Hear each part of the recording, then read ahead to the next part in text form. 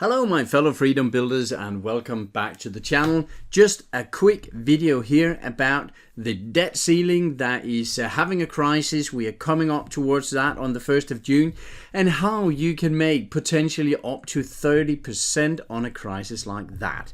Now I know that might sound a bit clickbaity, but I will walk you through it today. I'll give you the arguments as to why this could happen, and we're going to have a look at the structures of the bond markets. And I know that doesn't sound sexy at all, but 30% in a few weeks or a few months, that should be sexy enough for most of you. So have a look, I'll make it quick. First of all, as you might have heard, at least if you are on my channel or had just been following a bit in the news, there is a debt ceiling crisis coming up. That is in the United States, of course, and that is because they have a ceiling on how much debt the government can take on. And right now they're hitting on that ceiling, and actually they hit it already in the beginning of the year, but they have some cigar boxes with some pocket chain in that they can spend while they are negotiating. The Democrats and the Republicans, as I mentioned in the video the other day, they are standing strong towards each other. They are not really resolving this, even though they are saying that, well, there are a positive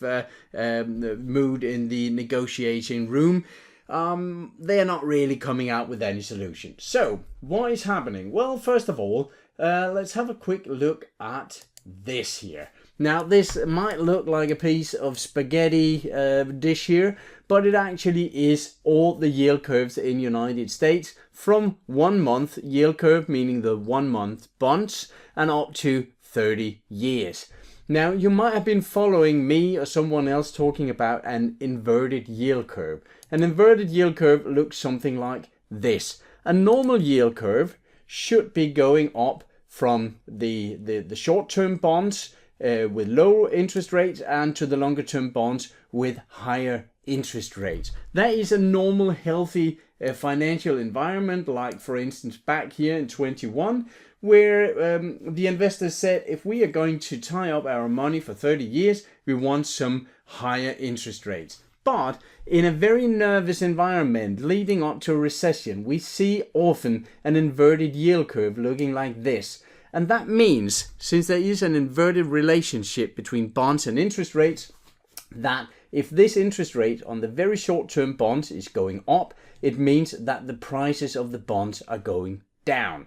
So that means that the investors and Fed are selling the short-term bonds, and investors need to place their money somewhere. It could be in the stock market, but that is also a bit jumpy these days. So instead they can actually get a fairly decent interest rate on the longer-term bonds here. So they are buying up these bonds, meaning the long-term bonds are going up in price, meaning the interest rate is going down. And that is what we are seeing here, that we have a lower long-term interest rate than we have the short-term interest rate. I know it sounds awful technical, but we can see it in the spaghetti chart here, where we can see that almost all the long-term, or actually all the long-term bonds here, their yield, their interest rate is far lower than the short-term interest rates, or the short-term bonds here. They have a higher yield. That is what we are seeing here as well. So what we can see right now, we are getting close to the 1st of June, and that means that is where Yellen at least are saying that they run out of money. It is not from one day to another, but over a week or two from the 1st of June and onwards, United States will probably start to shut down some of their programs. It could be for the vets, it could be some salaries for teachers or police people, the firefighters or whatever. And that means that United States just day by day go a bit more into close down mode. So what is happening right now? Well, the investors, they're quite nervous about this situation. So what they are doing is that they are selling the short-term bonds. That is the 1 month, the 2 months, 6 months, and so on. And when they are selling the bonds, it means that the prices on the bonds are going down, meaning that the yield, the interest rate of these short-term bonds is going up.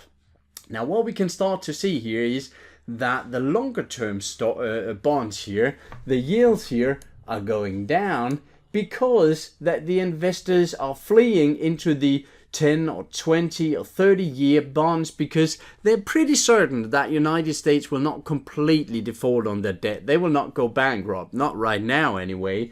So they want to make sure that they are in the long-term bonds. They absolutely have no idea what is going to happen over the next month or 2 months or 6 months.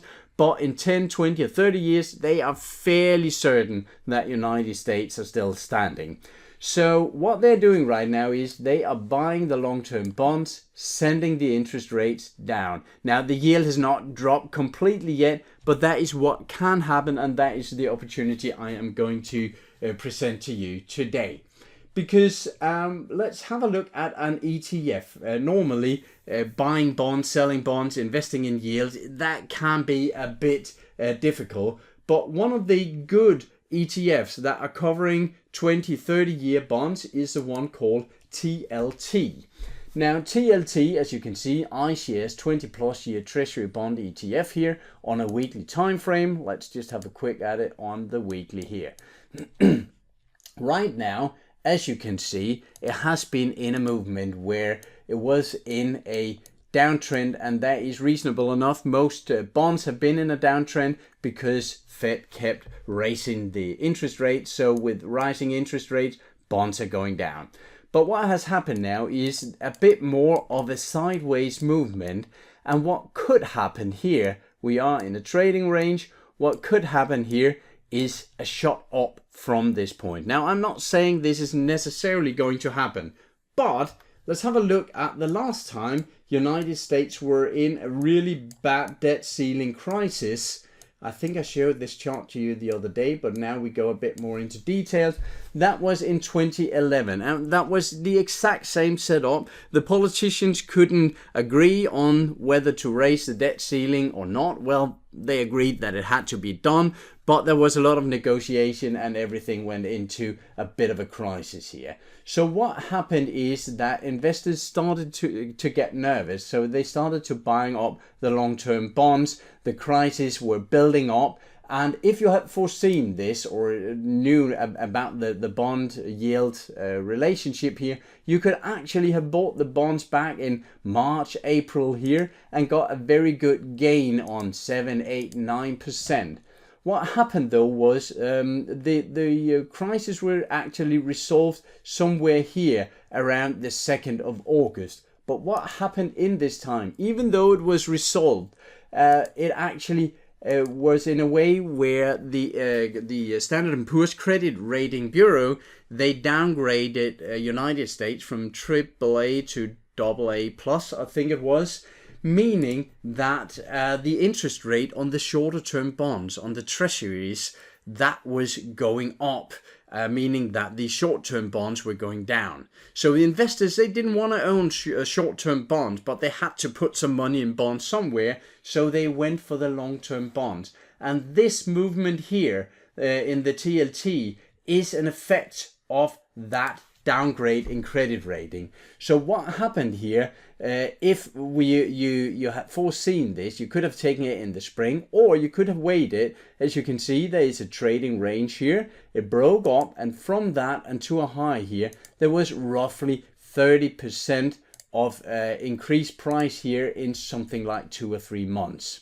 So when I said in the beginning of the video and in the title and all that, that there is a 30% profit to be made on the debt ceiling crisis, it was not just bogus and clickbait, because if this crisis goes as long as we can fear that it does, it will definitely send United States into an even larger recession that normally could have been expected. It will, or it has the potential to send 1, 2, up to 5 million people into unemployment, which will be an unemployment rate, percentage rate of 1, 2, 3%, depending on how bad it goes. And in the worst case, it can send the credit rating bureaus into a process of downgrading United States again.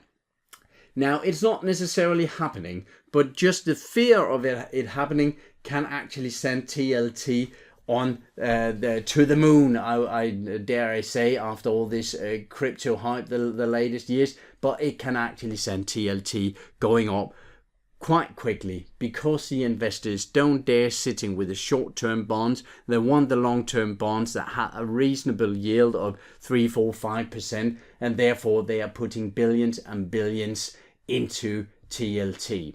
In the algo that I have on my US stocks, I have a large algo that runs with 50 different stocks. That algo is right now in risk off. It actually went risk off a week or two ago, and it went into bond ETFs, that is the TLT, and it is also the IEF, the 7 to 10 year bonds here.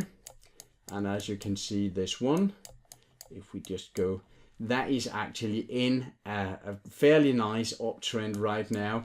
If we are looking at just some plain technical analysis, we can see that it had a downtrend, accelerated the downtrend, broke up, made a new bottom, and might be bottoming out again now. So market is opening in about an hour and 15 minutes, and right now the pre-market indicates that we can go up a bit here. So IEF probably won't have the same dramatic effect, but if we go back here into 2011 with the debt crisis here, you can see that from a bottom in February and until the crisis was resolved, it went up by something like 11%, and from this plateau here and up, it went up by 12%. So both IEF and TLT can be reasonable instruments to have a look at. If you are placed in Europe and you don't have access to buy US ETFs, there are some equivalents on at least the UK market. I think there are some reasonable ETFs that you can move into that covers the long-term US bonds. As you know, I have no idea where the market is going, so therefore I'm not predicting, and I'm definitely not advising you to do anything. It's your money and it's your decision. However, I can just say our algorithm have gone into bonds. I'm still in some US stocks, but I kind of hope for a move in the bonds, and then again I don't, because if that really comes, it will mean that the United States economy is in somewhat dire situation, and we will have some quite huge and dramatic economic effects all over the world. But let's see what happens. Take care of yourself and your money out there, and I will be tracking this, and I will be making a video on Friday with some new swing trading candidates. That's all for now, guys. Talk to you shortly. Bye.